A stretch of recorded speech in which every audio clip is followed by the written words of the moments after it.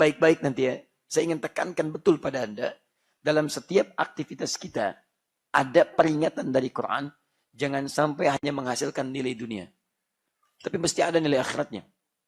Jika Anda hanya sekedar menghasilkan nilai dunia, maka Anda disebut rugi oleh Quran. Contoh, Quran surah 103, Al-Asr. Ini sering saya ungkapkan. Al-Asr itu sering dipahami agak kurang tepat oleh sementara orang. Disebut sore. Ya, karena ada sholat asar, waktunya sore, disebut sholat sore. Kan? Padahal asal kata asar itu bukan sore. Kalau sore masa namanya, masa. Masa al-khair. Masa al-yaum. Ya, selamat sore. Asr itu artinya al-waqtu alladhi yu'asruna fahuwa asrun. Setiap waktu, masa yang kita lalui itu namanya asr. Di dalam definisi waktu sekarang pun asr namanya. Setiap detik yang kita alami, detiknya per mili detiknya asr namanya. Di setiap waktu, masa yang kita dapati disebut dengan asrun. Nah, ada keterangan dalam Al-Quran, bahkan dengan sumpah, wawunya qasam, wal asr, saya bersumpah kata Allah, demi masa yang terus saya berikan pada manusia, sampai batas akhirnya. Batas akhirnya disebut dengan ajal namanya. Ajal. Kita turunkan beberapa konsep waktu di Quran, dalam kehidupan kita insya Allah. Bismillah. Perhatikan sini. Ini kita diberikan batas hidup. Batasnya disebut dengan ajal namanya. Ya, ajal. Ajal itu batas kehidupan. Jadi mulai diberikan kita waktu hidup. Kapan dimulai fase kehidupan? Bukan sejak lahir. Waktu kehidupan itu dimulai sejak roh ditiupkan ke dalam jasad. Ya, waktunya dalam usia 4 bulan. Ayat Qurannya di Quran, surah ke-15, ayat ke-28. Dialognya ada di Quran, surah ke-7 ayat 172, prosesnya Allah. Di Quran, surah ke-22 ayat ke-5. Keterangan nanti usia 4 bulannya ada di hadis Nabi, buka saja Al-Arba'in. Al-Arba'in. Riwayatnya Abdullah bin Mas'ud, hadis yang keempat, nomor yang keempat. Jadi dimulai 4 bulan dalam masa kandungan. Jadi kalau ada seorang ibu tengah mengandung, kemudian usia kandungan 4 bulan, itu roh sudah ditiupkan. Roh masuk ke dalam dirinya, itu sudah ada roh, sudah dimulai kehidupan. Ya, inna akhadakum yudwa fi batni ummihi 40 yawman nutfah. Setiap kalian dihimpun di perut ibundanya 40 hari pertama, nutfah, pertemuan antara spermatozoa dengan ovum. Tsumma yakunu mithla dzalika 'alaqah. 40 hari kedua, tadi 40 hari pertama, 40 hari kedua berbentuk 'alaqah, zigot yang menempel di dinding rahim. Tsumma yakunu mithla dzalika mudghah. 40 hari ketiga, usia 4 bulan, 120 hari, berbentuk mudghah. Sudah mulai ada sekeratan, bentuk daging keratan. Tsumma yursalu ilaihil malak, diutus malaikat kepadanya, fayanfukhu fihi ruh. Ditugaskan meniupkan roh. Roh sudah masuk. Kalau roh sudah masuk, maka mulailah kemudian proses kehidupan. Sampai kapan? Dirahasiakan oleh Allah Subhanahu wa taala, waktunya sampai kembali kepada Allah. Nah, waktu ini sampai kita kembali disebut dengan ajal namanya. Ini poin. Dalilnya dari mana? Quran surah ke-7 ayat 34. Walikulli ummatin ajal. Fa'idha ja'a ajaluhum la yastakhiruna sa'ata wa la yastaqdimun. Setiap umat, bukan cuma Anda, 1, 2, setiap umat, setiap generasi, namanya manusia, dari awal lahir sampai dengan kemudian akhir kehidupan, maaf, itu punya ajal, batas hidup. Batas hidup. Dan sifatnya dirahasiakan oleh Allah, termasuk perkara gaib. Ya, ada yang cuma 6 tahun, ada yang 16 tahun, 60 tahun, ada yang 100 tahun, bahkan ada yang 1000 tahun dan sebagainya.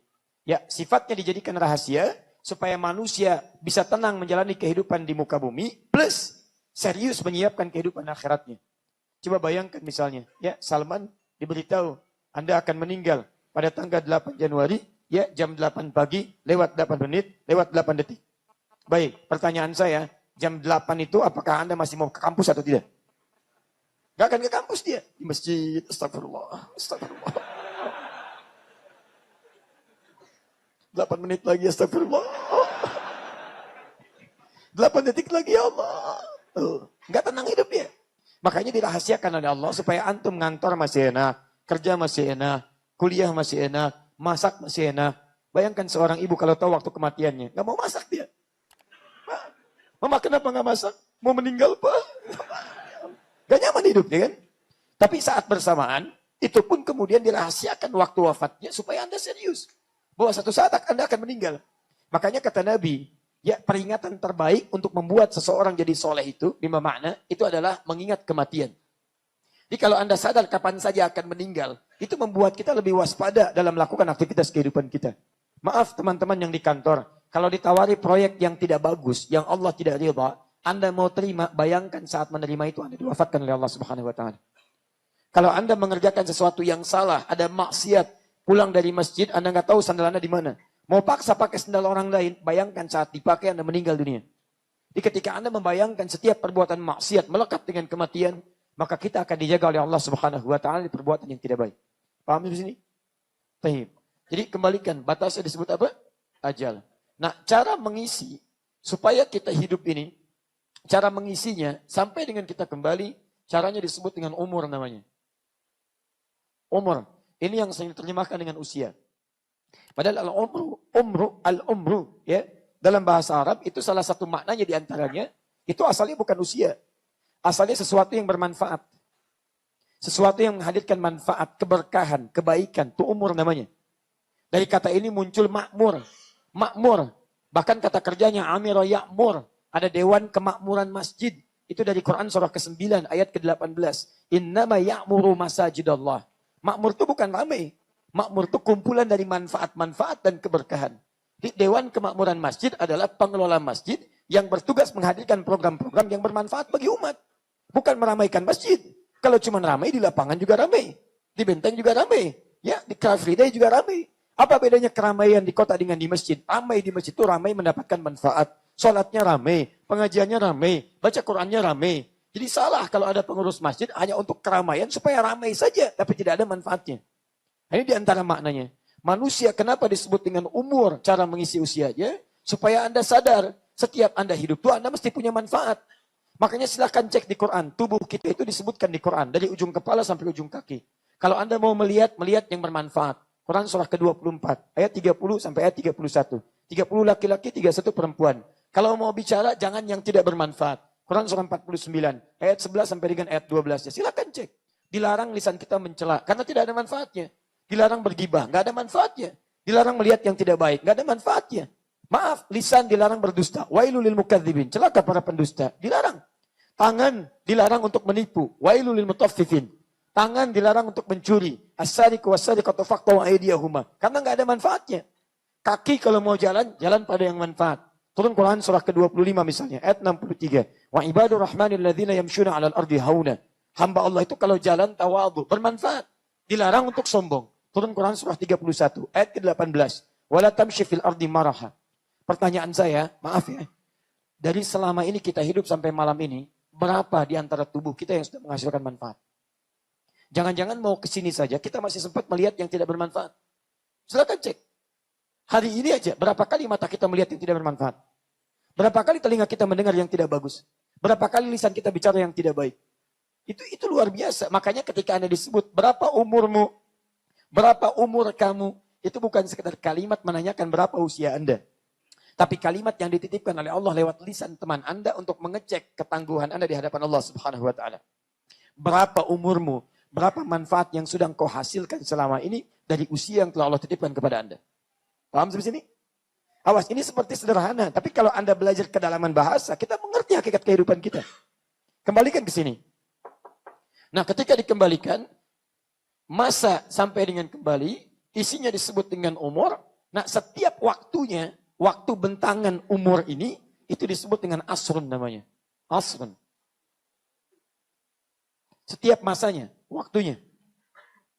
Detik, menit, jadi jam, jam jadi hari, hari jadi pekan, pekan jadi bulan, bulan jadi tahun, dan seterusnya. Tahun jadi, ada windu, windu jadi abad, ada macam-macam lah. Ada milenium dan sebagainya. Semuanya, kumpulan titian waktunya disebut dengan asrun.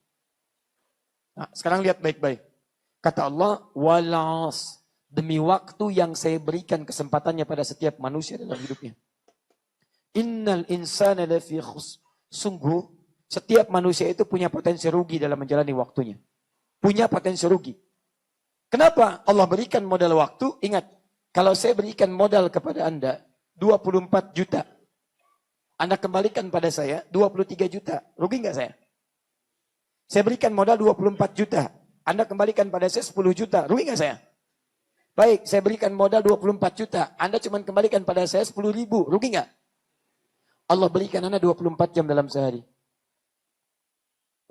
Masa diberikan oleh Allah. Tapi ada orang yang tidak menggunakan modalnya dengan baik. Sehingga rugi dia. Bagi Allah nggak rugi. Anda yang rugi. Dikasih, Anda tidak gunakan. Saya tadi menitipkan pada Anda. Titipan dikembalikan. Tapi Allah berikan pada Anda. Ketika Allah kasih Anda modal, Anda gunakan nggak dengan baik? Allah kasih 24 jam. Nah, 24 jam ini modal Anda. Modal. Rumus dagang itu kan modal itu tidak boleh berkurang dari itu ketika kita berniaga. Anda punya 24 juta. Kalau Anda berniaga, Anda cuma dapatkan 20 juta dari sini. Berarti Anda rugi.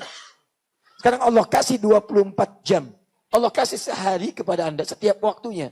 Sekarang pertanyaannya, apakah setiap manusia yang diberikan modal ini bisa untung dalam aktivitasnya? Yuk kita lihat. Ternyata ada yang berpotensi rugi. Kecuali. Satu. Illa alladzina amanu. Kecuali dalam setiap waktu yang diberikan. Satu. Dia isi dengan iman.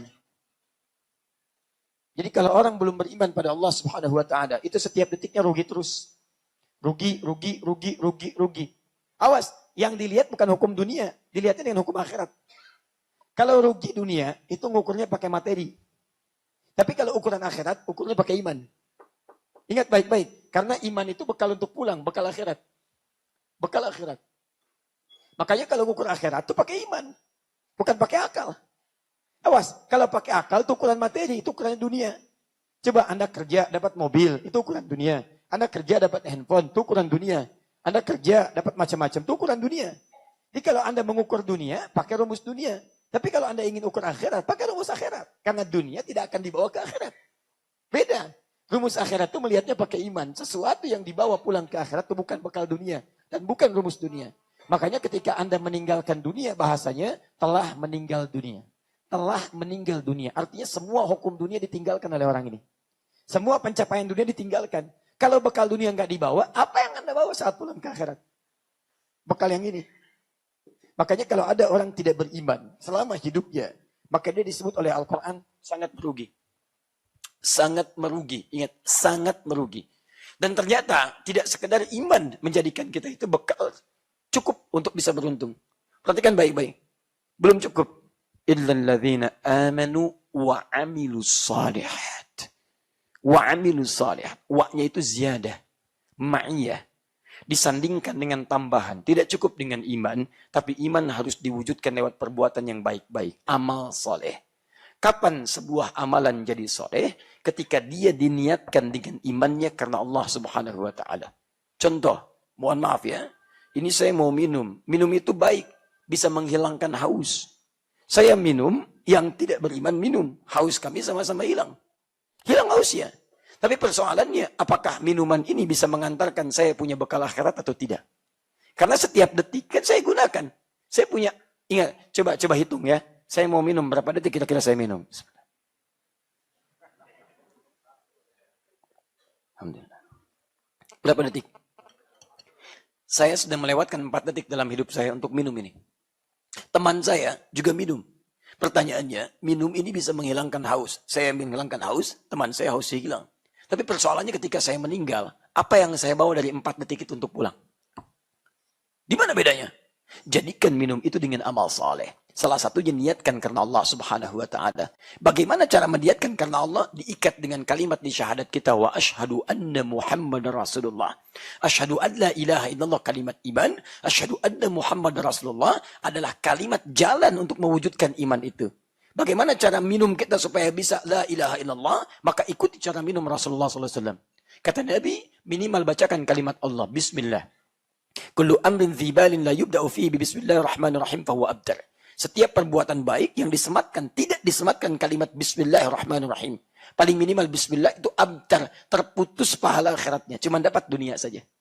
Pertanyaan saya, berapa kali dalam sehari Anda minum? Selama hidup Anda berapa kali minum?